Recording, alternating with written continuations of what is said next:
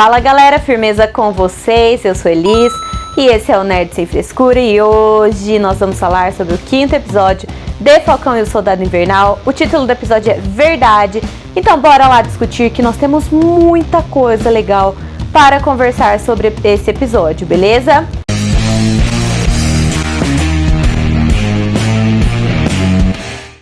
E antes de mais nada, não se esqueça que esse vídeo tem spoilers, então se você ainda não assistiu, corre!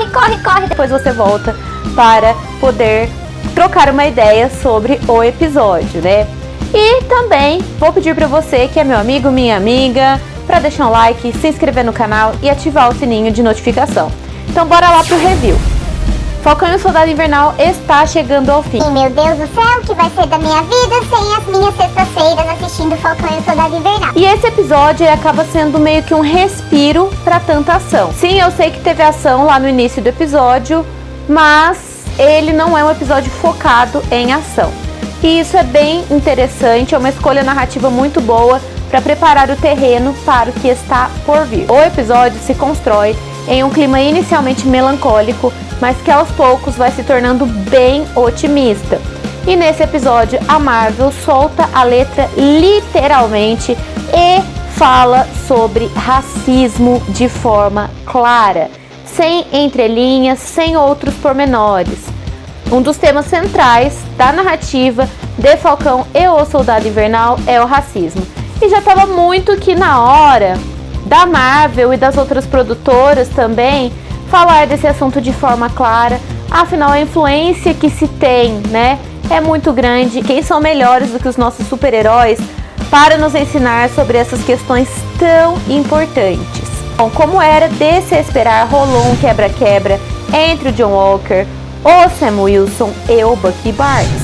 E era algo que nós esperávamos, nós queríamos bastante, com todo mundo praticamente que eu conversei, as pessoas falavam assim, eu não vejo a hora do Sam bater no John Walker, não vejo a hora do Bucky quebrar a cara do John Walker. Enfim, todo mundo escutou isso aqui, né?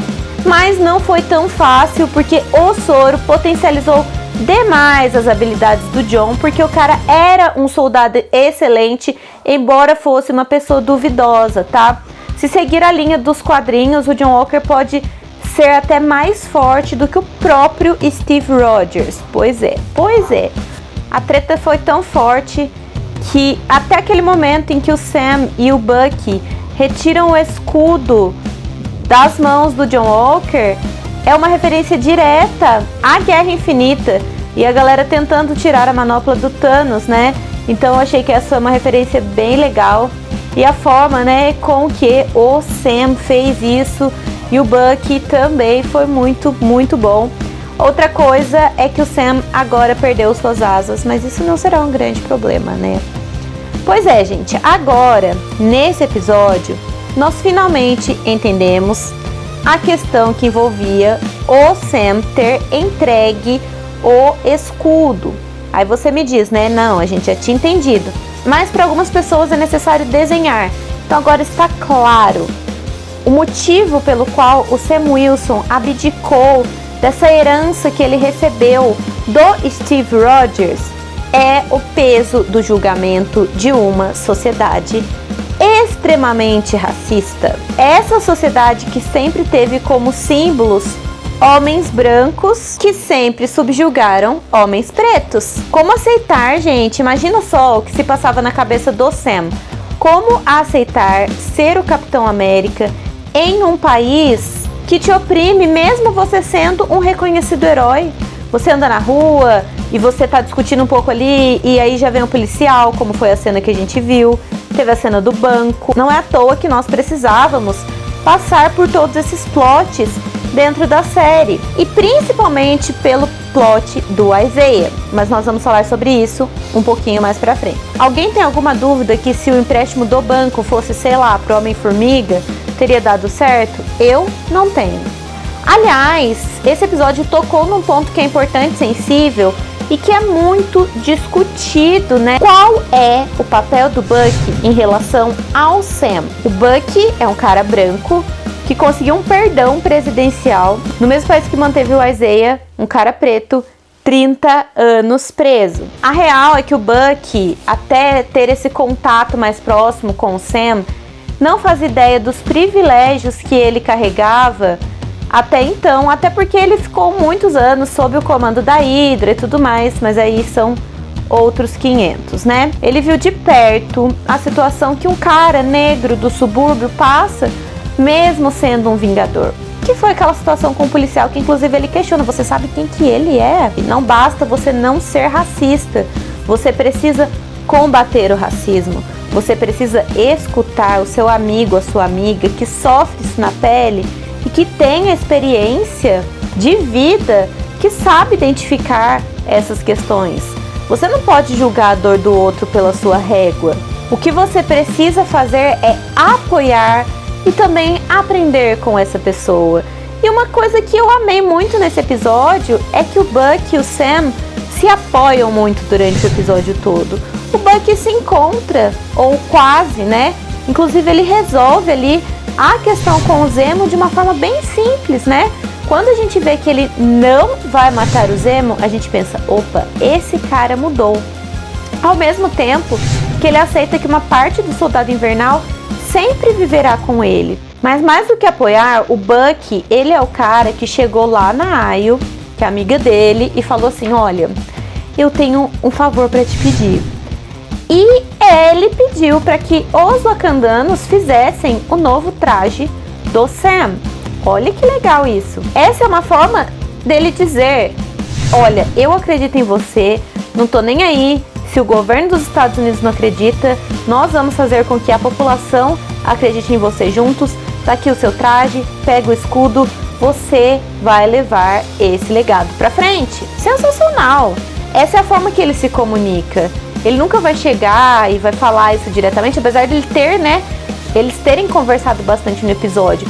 Mas esse gesto talvez seja até muito mais simbólico do que todas as conversas que eles tiveram. E se a gente for parar para pensar, o Buck e o Sam, eles tinham um amigo em comum, o Steve, mas eles nunca foram amigos de verdade.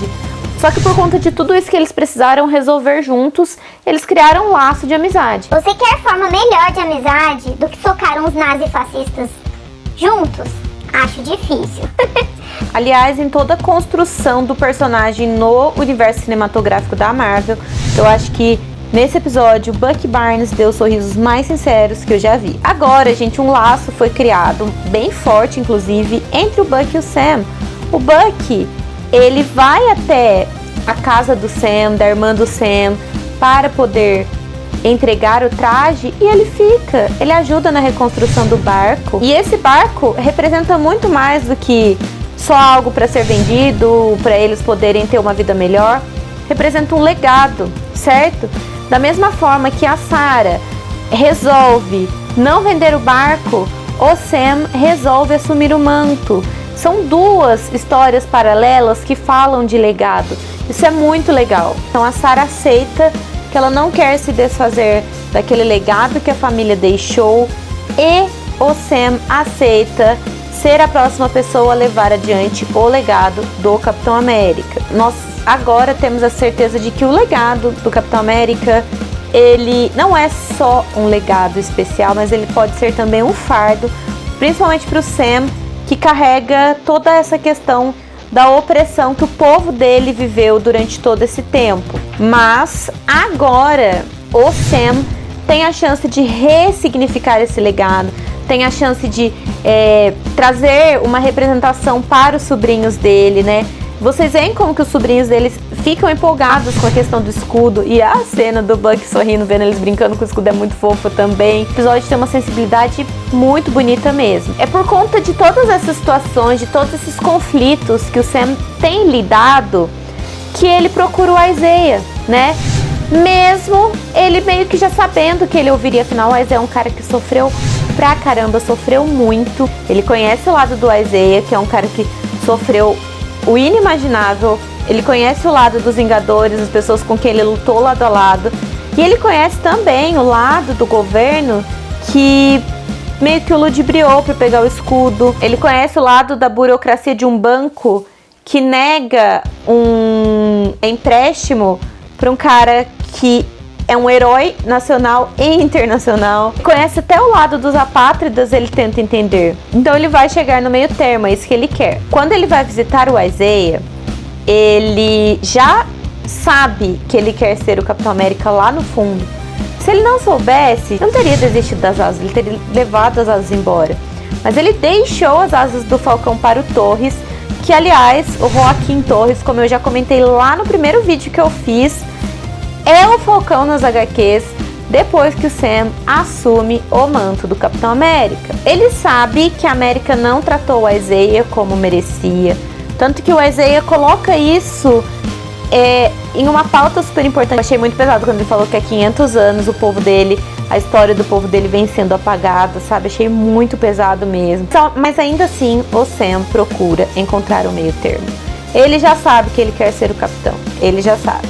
E nisso, o que ele faz? Depois de todo o encontro com o Bucky e todo esse momento em que ele volta para suas raízes, volta para sua irmã, que é a pessoa que ele mais confia, assim, né? Ele treina.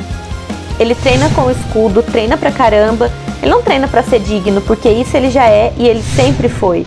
E eu gosto quando ele fala até pro Bucky que a opinião do Steve não importa. O Bucky tem que seguir o caminho dele, o Sam também tem que seguir o caminho dele. Mas ele treina pra ter a força necessária para as lutas que estão por vir. Ele sabe que não vai ser fácil. Mas ele também sabe que o Bucky estará ao lado dele, porque a amizade se firmou real oficial. E aí nós vamos chegar para discutir, antes de finalizar o vídeo, na questão dos vilões, a Karli e o John Walker.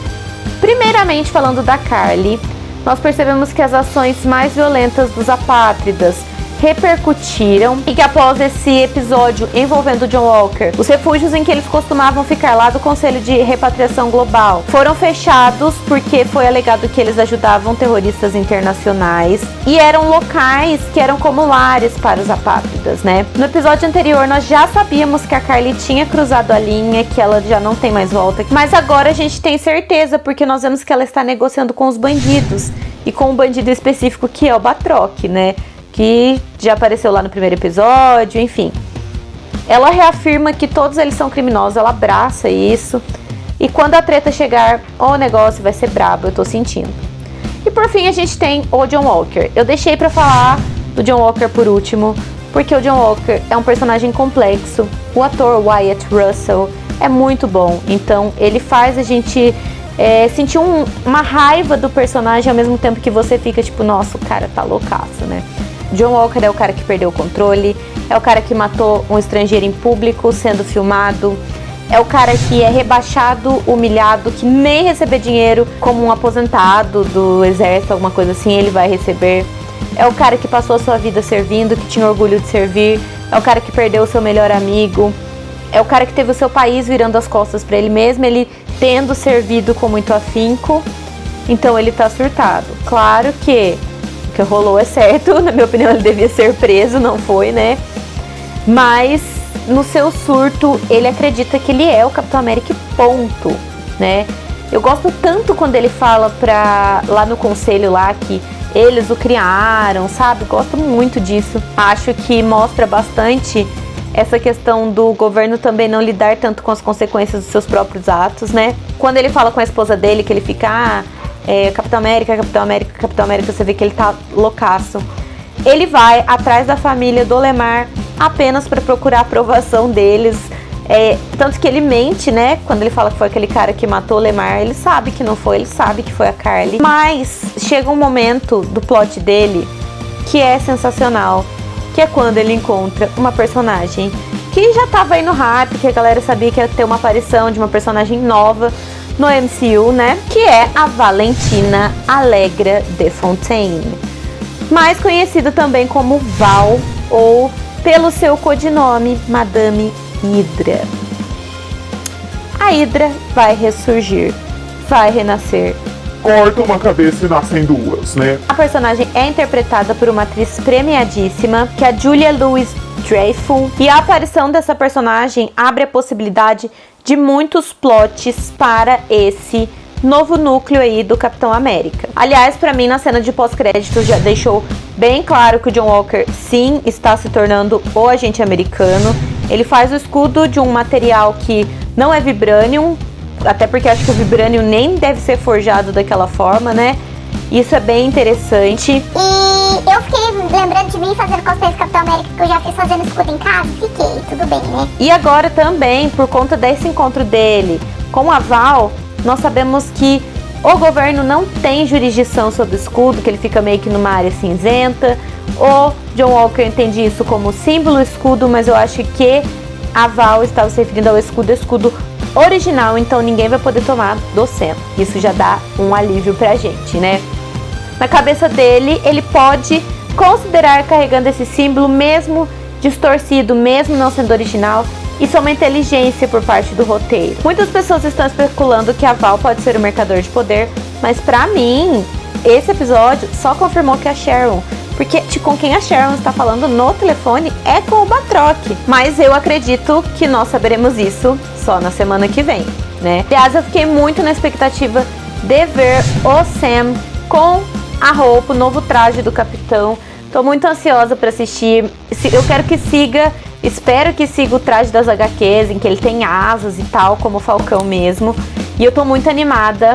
E esse episódio foi muito, muito, muito bom. Eu gostei muito. E agora eu quero saber de você. O que você achou do episódio? Deixa aqui nos comentários.